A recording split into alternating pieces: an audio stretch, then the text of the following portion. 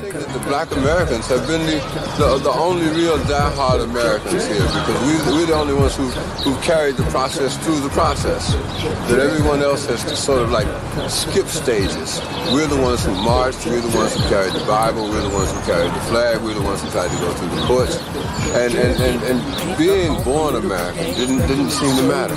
Because we were born Americans, but we still had to fight for what we were looking for. And we still had to go through those channels and those processes. I don't really care what you have to say. Facts over fiction is the motto replay. Muhammad Ali came up from the clay. Grassroots built up this USA. Now knowing your history, you'll get played. Equip yourself cause you came to slay any opponent that's up in our way. Look at Malcolm X and his delivery.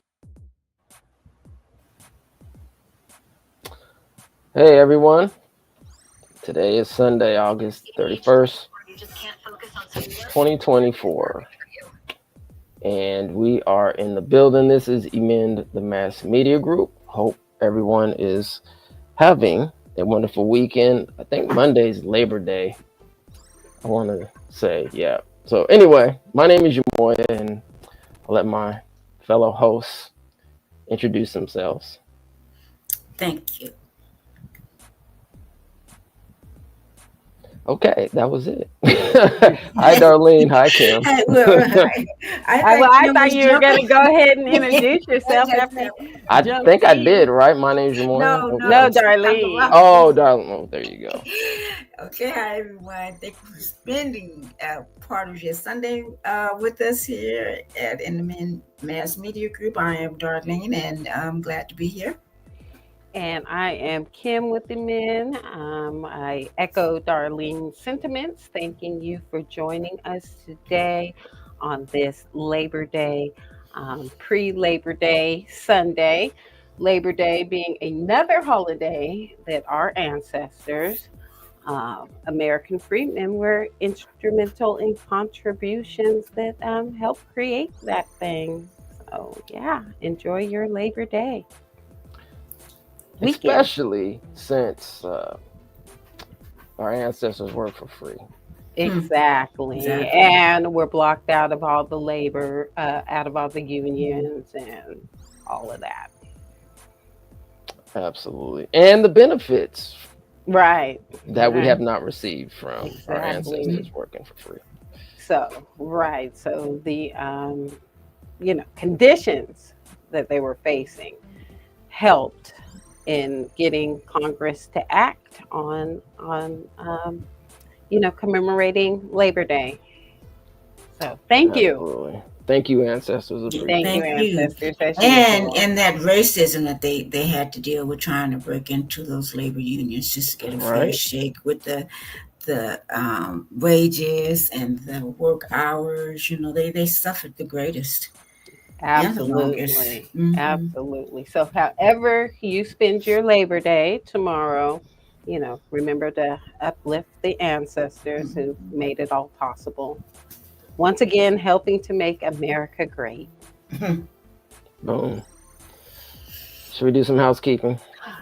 Let's do it. All right. What we got going on here? Reparations Now, the documentary available on Tubi TV. It's still up there. There's still a chance for you to go over there. Since we're on a 3-day weekend, you have some extra time. Go give it a watch. Give it a watch. ETNMediaGroupStore.com. ETNMediaGroupStore.com. We'd appreciate the support. Go get yourself some merch. Matter of fact, there's an order in there that needs to be processed. Boom. All right. Is that the gentleman from Friday, Kim? I believe so, but I haven't looked at it yet because, again, I am on a 3-day holiday. Oh, wow. Okay, well, we'll definitely get to it. We will, definitely. It's a priority, and it's a great way to support ETM Media Group. Yeah. Another great way to support, if you're an Amazon shopper, and I know many people are, you can hit that link available in the description for this show, our affiliate link, and that way we get a little kickback from your purchases at Amazon. Absolutely. Okay, as we say, it's usually part of every show to pass a bill uh, off the floor and go to the governor's desk. First, we need 41 assembly members and 21 senators and one governor to sign. But in this case, we'll get into it later in the show.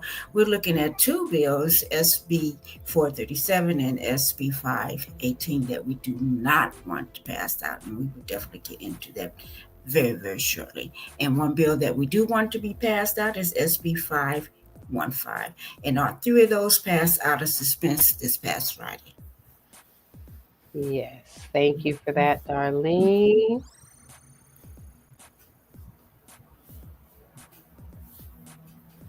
All right. I guess this is me. I'm actually trying to make sure our audio is finally working here. So let me see. I think it is. Okay. This is me. All right, every once in a while, we just got to do a quick tech check. We're good. All right. The review. If you have not seen the review of the highest to lowest, please check that out right here on Emin the Mass Media Group. It's actually a good movie. I went to go see it with my Uncle Troy. Shout out to my Uncle Troy. We had a good time to go watch it. So I don't know how long it's going to be in the theaters. I think it's going to be on streaming pretty soon. But may I ask you this, Shimon, I know there was a big turnout for sinners, but don't you think overall that people going to the show, that number has gone down? I mean, since COVID, maybe. Yeah, the theaters since COVID. So, yeah. Yeah, definitely. Definitely since COVID, there's been a huge decrease. Yeah. I wasn't much of a movie goer anyway, but. Yeah, but if it's still in theaters, holiday weekend, 3-day holiday weekend might be a good time to go check it out. All right. Right here on the Men of Mass Media Group, if you did not see the suspense file hearing in the Appropriations Committee, please check that out as well. 8/29. That was a couple days ago. Yeah. So speaking of that, Kim and Darlene, you attended. Do you mind telling the viewership about the process and that day? We'd appreciate it. Or not? I mean, I don't. Anybody want to go? Suspense file hearings are a little different than the typical hearings that you see, where the public is allowed to at least give a Me Too statement in support or opposition of bills.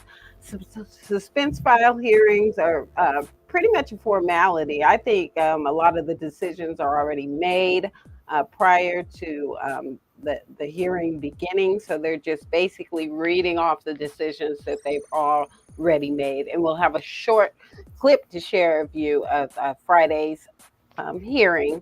But yes, we were at the suspense file hearing, but the public does not have an opportunity to voice their, support or opposition at these suspense file hearings. Go ahead. I'm sorry. And it seems like it's a lot of bills, but as you said, pretty much that they already have the decision made because the person's just reading it off. It actually goes pretty fast. Right. Once they get started, so it just moves on down. Right. And the point of that is to release these bills from appropriations if they have financial considerations. So that is the suspense file hearing. All right, Mr. Uncomfortable. This is actually my first book that I've released to the public, so I would greatly appreciate everybody's support.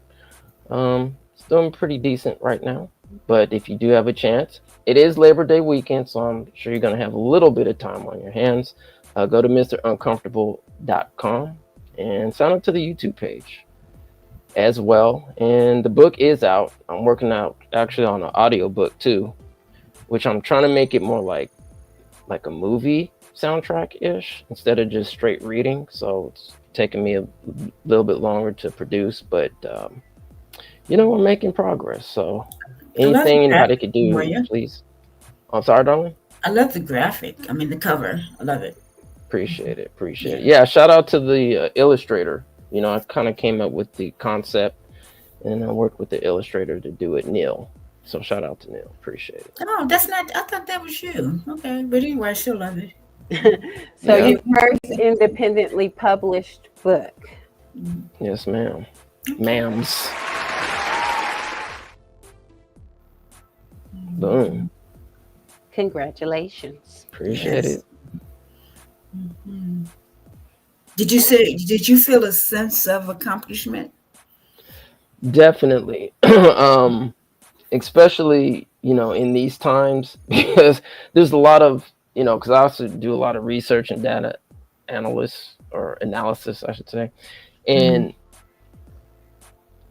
when you're creating content, I mean, that's what we're competing against right now is AI.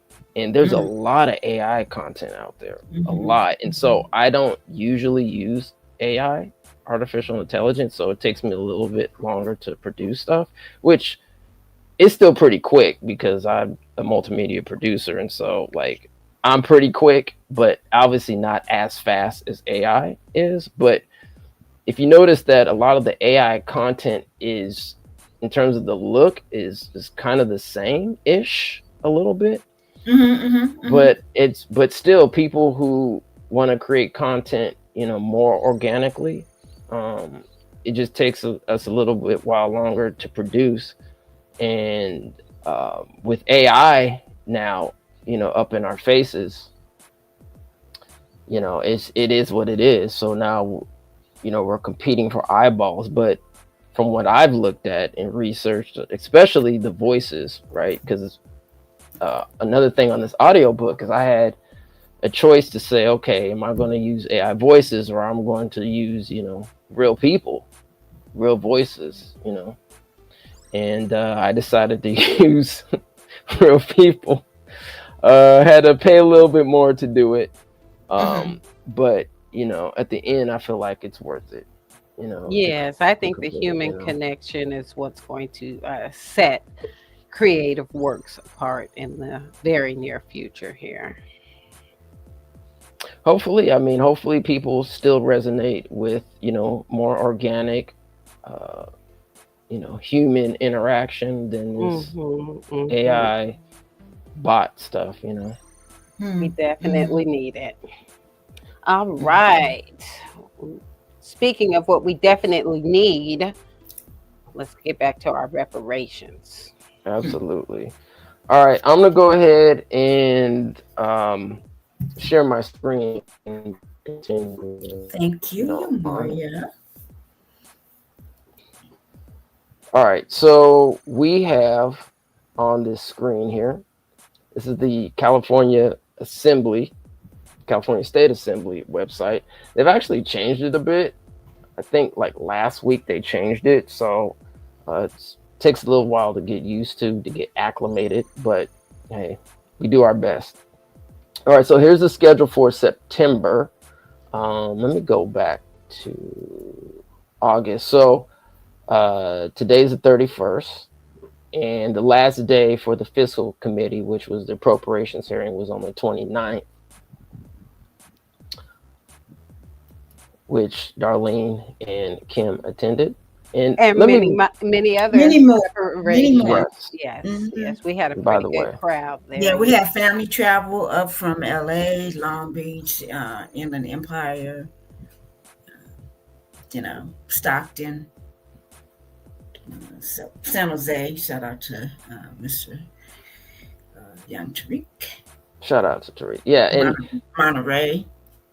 And definitely, and I appreciate you and Kim mentioning that, because I think it's very important that as much as we can, make sure that we shout out and give credit to people that definitely showed up, including you two. And I just want to thank everybody and yourself for attending these hearings. This is all voluntary. We don't get paid to show up to these hearings, and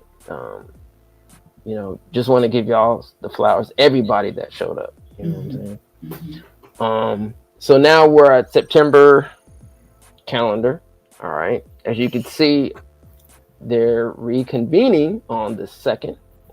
And this is going to be all floor sessions. until the 12th. All right, so it says what? Floor session only, no committees may meet for any purpose except rules committee. So, this is where we're at. I'm just going to go to this list view here.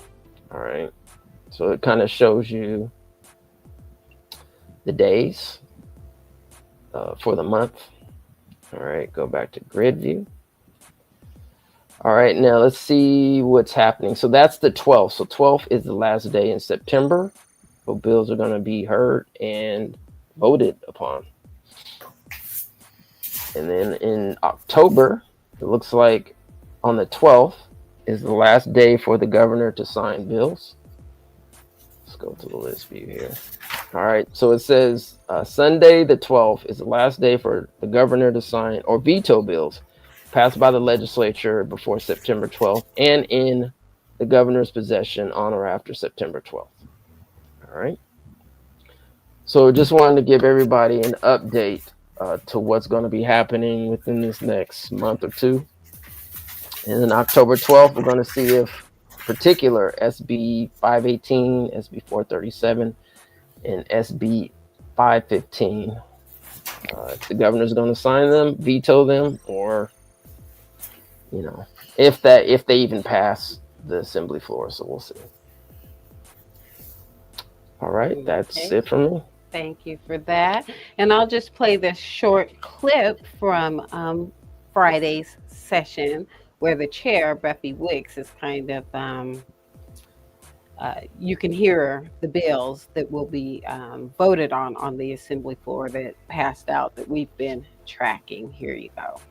SB 388 Padilla, California Latino Commission, do pass as amended to shorten commissioner terms to 2 years and strike state agency data sharing requirement. That's out on a B roll call. SB 515 Richardson, demographic data collection, do pass out on a B roll call. SB 472 Stern, Holocaust and genocide education, do pass out on an A roll call.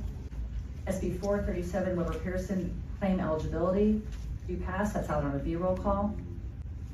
SB 518 Weber Pearson Bureau for Descendants of American Slavery, do pass with author's amendments to remove the Bureau to the Civil Rights Department and strike provisions relating to racially motivated eminent domain, among other changes. That's out on a B roll call.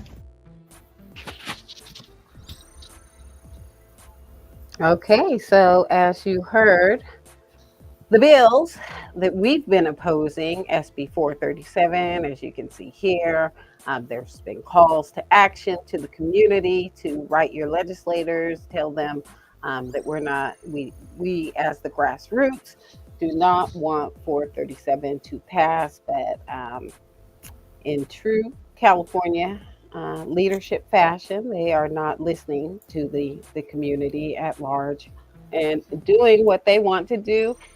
Anyway, so we will be watching on the assembly floor, and we're not going to stop our advocacy in trying to get these bills, killed basically on the assembly floor, like they killed 1403 and 1331 Bradford's reparations bills last session.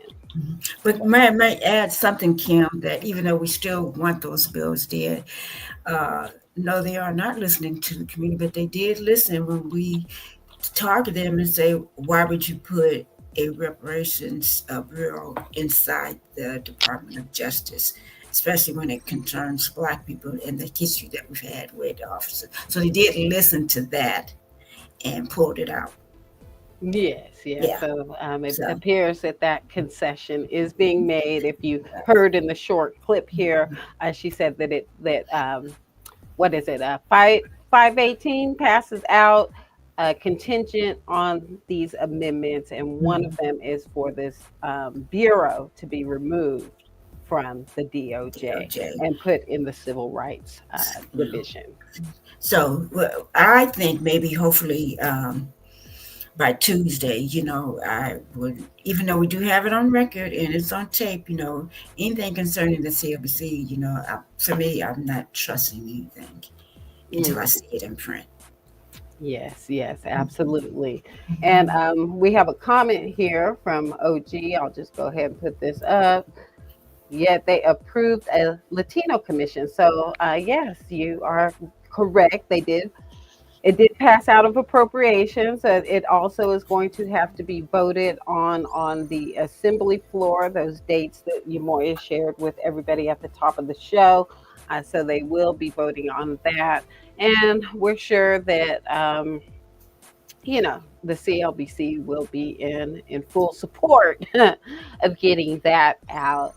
But that remains to be seen. But I'm just have a hunch. Yeah, but hunch. And Yamoya, as you were mentioning, there was no study involved in the Latinos getting a commission that you're aware of. Yeah, I mean, unless anybody else knows something that we don't know, there wasn't a study.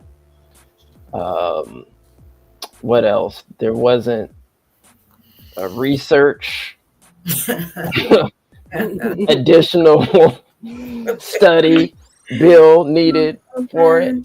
It just seemed to appear, and there was actually a immigrant agency bill that actually didn't make it through the Senate floor. Was it the Assembly? I can't remember which. It was Senate. Was it Senate? Okay.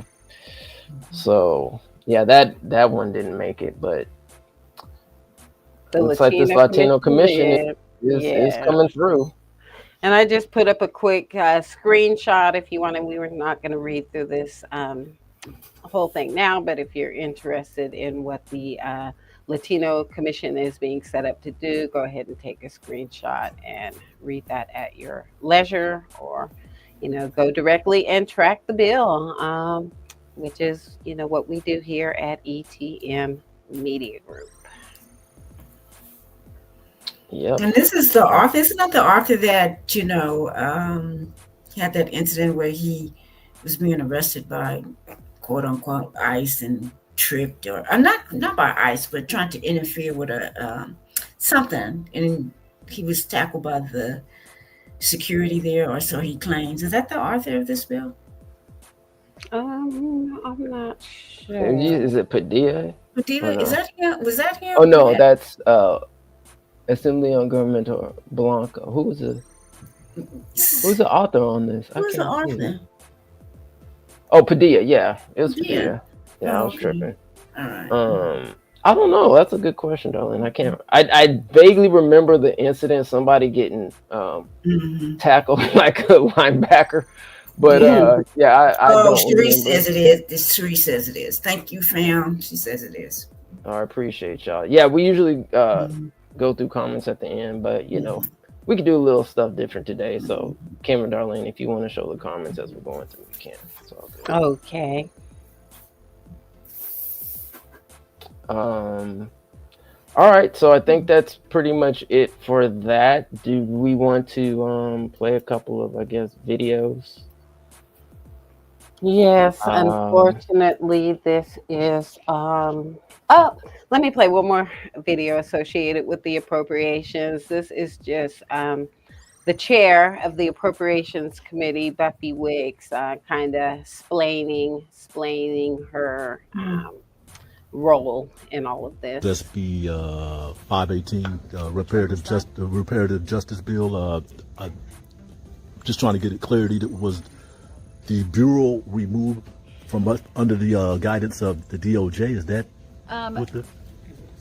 I think so, but let me have Shannon get back to you, because I can't remember exactly the specificity as to why, but I'm not totally positive, but we can get you that answer. Okay. Yeah. But these bills did move along. So yes, they moved along. They were important bills, I think, from our perspective, from the body's perspective, from leadership's perspective, that we keep moving these bills along, because they're just really important and critical. So. Mm-hmm. So there wasn't any financial implications that were barring them, obviously, because they are moving along, right? Yeah, and I think, we're always weighing the cost of something versus the impact, and that's the constant balance with all of these bills. And I think with this suite of bills, these have a big impact. They're important, they're critical, so that's why we wanted to move them forward. So How do you, on the reparations bills, I mean, Yep. both bills advanced, but they set off a pretty fiery debate when they were in the hearings with some of the reparation advocates themselves saying, Yep. this is not needed, just give us the compensation already. I mean, how do you respond to that? I mean, I would certainly talk to the authors, right? They're the ones managing these bills day in and day out and advocating for them. And I think trying to figure out how we can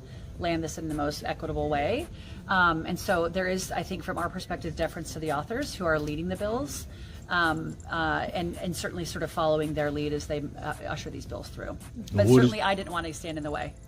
Well, what is your perspective on SB 15 by Senator Richardson, which would the demographic data for Pacific African American, Black American groups? Yeah. What was the deciding factor on moving that? I'm trying to remember. SB 515, Senator Laura Richardson. Can I get back to you on that one because I can't Yeah. remember exactly? Okay.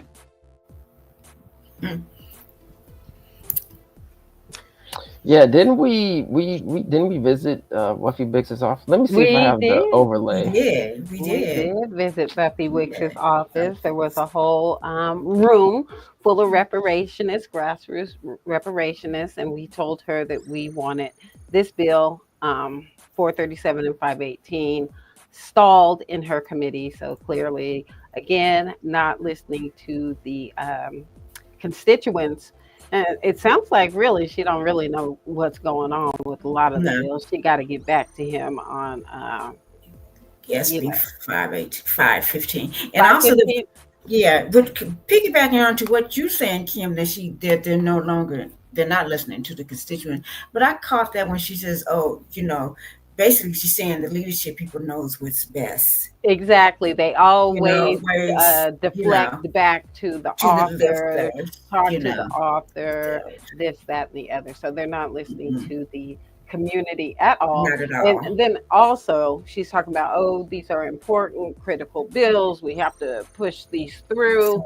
Well, 1403 and 1331 were critical last session. But in all fairness, they did get pushed through. They did get pushed through. In all fairness, In all fairness to fairness. Buffy Wicks and her staff, but we Yes, know what happened with the yes. ultimate sabotage that ultimately Yes. happened on the floor. On August 31st, 2024, today is the anniversary of that betrayal. Yes. So yeah, when you have a chance, for those who are viewing, didn't actually record the meeting because that was, I think, more of a behind the scenes Yeah, those are thing going internal. on, internal. But Chris and I actually had a great conversation going to the meeting and coming back from the meeting from Sacramento. So if you haven't watched that, I highly suggest you watch that because we definitely do a deep dive in terms of the bills, what's happening, what's kind of going on with them. So definitely check that out for sure here on Email the Mass Media Group. Okay.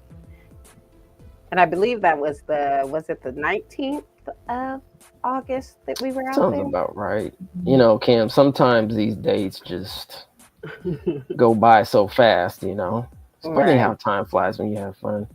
Yeah. doing So this we work. talked to her, went to talk to her directly, approximately 10 days before the appropriations hearing, and we see the results of that. And so to me, she says, she has to get back to Mr. Harvey as far as SB 518. Well, you didn't look at your notes that your staff handed it to you, which I assumed that they did. So,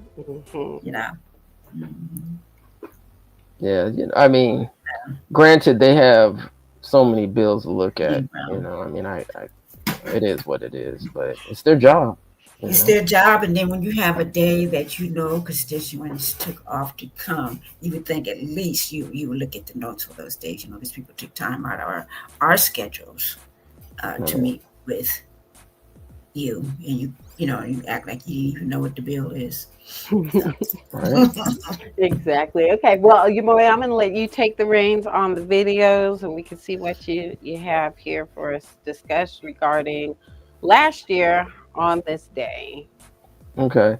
Well, let's do this. I'm gonna go ahead because we pretty much just have like short clip that was produced in dedication to the betrayal of last year. Okay. But before we play that video, I want to talk about our trip, Kim's and my trip to the first Black-owned grocery store here in Sacramento. So let's play this clip real quick. And by the way, we're going to have a boots on the ground video that we're going to be posting, but you know, it's one of those things. Haven't got to it yet. So anyway, let's play this clip real quick. Keith and Phyllis, nice to meet you guys. My name is Mika with Senator Roger Nealo's office. Yes, Senator Roger Nealo. That's in his district, and you know, he's been a huge fan of reparations, hasn't he, Kim and Darlene? Sure, you Morgan. That's why I was saying, oh, wait a minute, Nealo. So that's just his district. Okay, he's making a political power little play here. Oh, yeah, staff actually showed up. Showed up. Mm-hmm. I wish they should have. You know, whether he truly cares about Black folks or not, he's doing his job. Yeah. So I mean, when Kim and I went there, obviously we didn't know what to expect, but the store is well stocked. Man, the customer service is top notch. As a matter of fact, there was a gentleman there with his child. It's actually owned by wife and husband, or husband and wife, whatever you want to call it. A couple, a beautiful family. They're from Memphis, Tennessee. And yeah, so you got an interview with them on part of the boots on the ground. Yeah, right? Correct. Yeah, with one Short of the little interview. Yeah, owners. So man, shout out to them, man. Beautiful store. Wish them nothing but success. Beautiful family. So did you play the video? I just did. It was like 20 seconds. Oh, I missed it because I was actually adding a couple of files that I just want to share with the audience. All right. Yeah. So you want to? So this is the family. This is the son of the owners and the next generation. The grandbaby. So they're building generational legacy here at these grocery outlet store. And there's ETM on the scene at the grand opening. So yeah, it was a little celebratory day. Really enjoyed it. Mm-hmm. Can you shout out the address? The address, Darlene. What is the address? I know Darlene is on the spot. I know it's on Fulton Avenue. I think Let's look it up real quick. it's okay. Let me see if I'm right. I think it's 1309 Fulton. Let's see. Grocery outlet. Let's see. Okay. It is located. That's the wrong grocery outlet. Let's see. Not Fullerton. There's only one Black-owned one now. Let's see. Okay. It is. What'd you say, Kim? I said 1309 Fulton. All right. Hold on a second. Let me see if Kim is correct. Drum roll, please. Drum roll, please.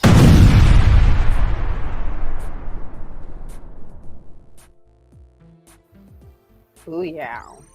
1309 Fulton Avenue, Sacramento, California, 5825. Okay. I see you, Kim. You have a great memory. Unlike your partner here. That's why I have to write everything down. Because sometimes, back in story, like Kim and I will be like, oh, we got to schedule a meeting. I'll be like, Kim, look, if you don't send me a notification, it may not be happening. Well, I drove for one, so there's that recollection, and then put out some social media posts where I tagged the address. So I got you. So you have some additional research involved. Got you. So it's repetitive in your head. Yes. Sounds like okay. That repetition. That's yes, exactly. All right. All right, let's actually go to the comments and then wrap this thing up. I know people want to enjoy holiday. All right, so shout out to everybody coming through. I think Kim, you already put this up. Yet Yes. they approved the Latino Commission. Latino Commission going through. Padilla. Thanks, yeah. OG, for coming through. What up, Sharice? Always in the building. Appreciate you and your due diligence and work in this reparations cause. Yes, thank you, Sharice. Always, thank you. Supposedly, Padilla, which I'm assuming you're speaking of, is running for governor. Yes, I have read that also. What up, Unc? That's my Uncle Troy in the building. He's the one that I went to go see the review with. Padilla possibly may run for president. All right. Hey, Moya's uncle. Thanks for joining. It's interesting you don't hear Kate Sanchez complaining about us having to pay. Very interesting point. For Latino commissions, yeah, she complained about ours since Asian Latino. Good point. Now I haven't heard anything like or not, so I would be kind of interested to see, how Kate Sanchez. We should see how she actually voted on the commission. Yeah, we'll have to take a look at that and read the analysis to see what kind of funding is involved with this thing. Yeah, because she may not have voted on it. I mean, I don't know, or may have. I mean, who knows? These freeloaders causing housing to go up on the street parking. All right, Buffy Wicks is lying, saying she didn't want get in the way when her office was told that by not killing the bills, which she had the ability to do. It's really lame. Yeah, so she's getting in the way of our reparative justice is what she's getting in the way of. Exactly. Buffy, along with the rest of them, are anti-black, assuming black, and use these pawns to hide behind CLBC. They know they're anti-black, so they don't mind hiding. All right. It's just that they so don't want to touch anything that's quote unquote black. They want to defer to the CLBC, who does not work for our community. Exactly. So, they do not serve our interests. Correct. Absolutely correct. That last comment. All right, family. Well, thanks for coming through. Appreciate you. We're going to go out with 2 videos, and then we were going to wrap up. So, Cam and Darlene, before I close out, is there anything that you would like to say? I'll say, I remember this day last year. I remember being relieved that the hearing was later in the afternoon, not early in the morning. Darlene and I had been attending these hearings every day from 8:28 to 8:31.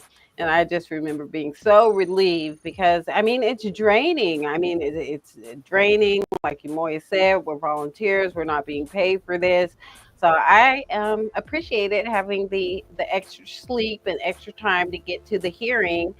But then when we get there, as y'all will recall, we were not allowed entry into the assembly gallery, which there are some constitutional violations involved with that. And we've never been able to get a clear answer as to why we were not granted entry into the gallery. So we're hoping and anticipating that we don't experience any of the same types of issues this upcoming assembly session, because I'll be there again, Lord willing. And just to piggyback on what you're saying, Kim, that we hope we might not be treated the same. They're probably going to let us in because they're trying to push out 437 and 518. You know what I'm saying? So they have no plan to not bring those bills to the floor. Correct. The plan was not to bring SB 1403 and 1331 to the floor. Keep these black folks out. That was the plan. So they are, we'll be able to get in. And also, you say that we were there from the 28th to the 31st. I just want to echo that we were there the whole year. That's true. That part. But those 4 days were kind of grueling. Yeah, they were. But to say that, we've been told, you have to be nice and work with them. We worked with them for the whole year.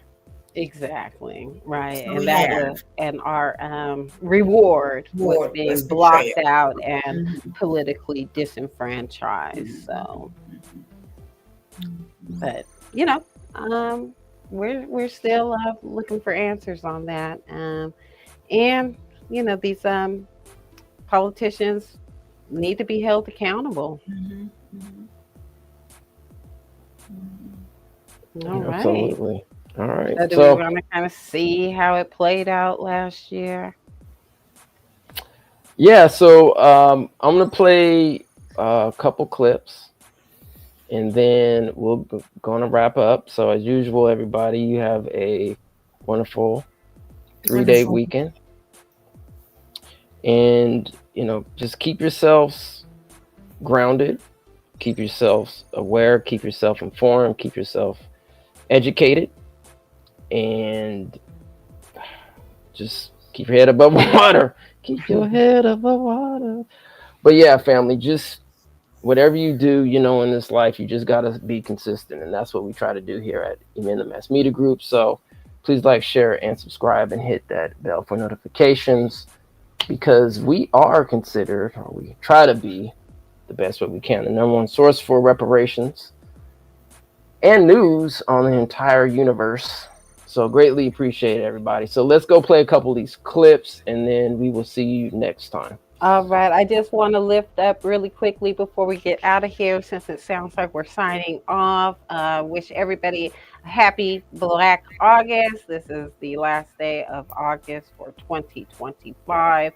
And as you can see, 8/31/2024 is now going down in Black August history as the day that the California Legislative Black Caucus betrayed American freedmen and politically disenfranchised us and blocked us from the building.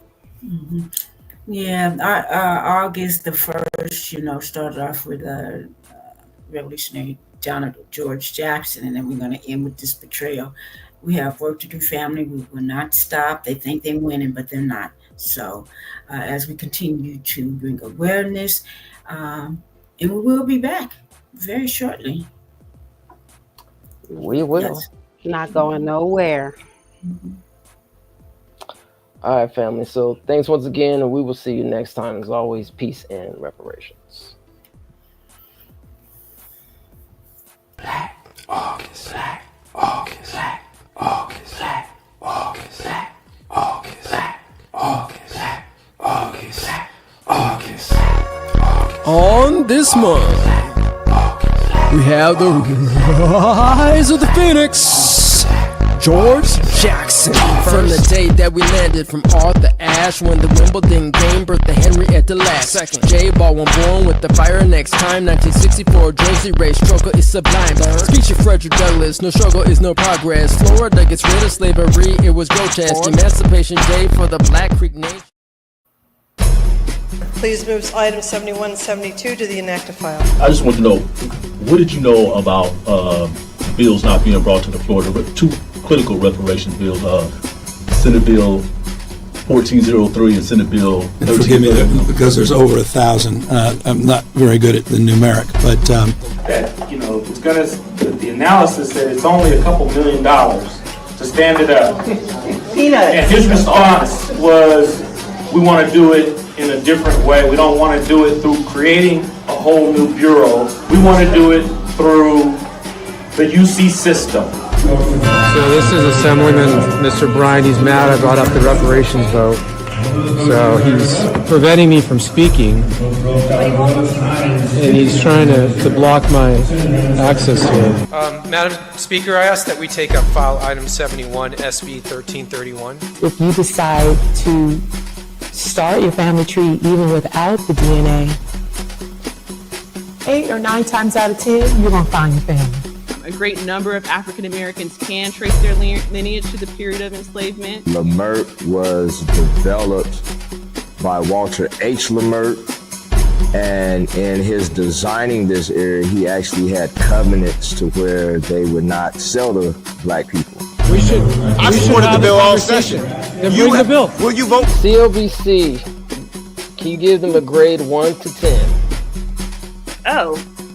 This current crop, as of now, it's a negative. Vote for the bill, Mr. Bring the bill. Will you vote for the bill? Bring it up. Will you vote for reparations? Bring it I up. would love it. Bring it up. Let's vote for reparations Bring together. it up. It's a spirit of anti-blackness, and we must call it out. And so I'm going to call out on August 31st, 2024, that the California Legislative Black Caucus, the majority of them, and the governor allowed the enemy to use them to try to keep us down and keep us as bottom-class citizens. Just think that all the other members have at least about 10 years left. So we're not going anywhere. I've heard it's slightly changed, and some of the advocates who were part of the coalition last go around are now expressing concerns of whether or not they'll still be able to stand behind it if those changes are not corrected.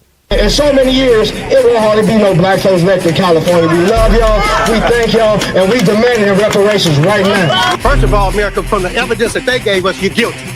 What happened on August 31st, 2024 was a betrayal. We know that if we don't have our hand in this process as much as we possibly can, it can be corrupted from the outside. So in terms of our role isn't done until they're issuing the checks for our reparations. The time for reparations is now. Yeah. Right now. What do we want?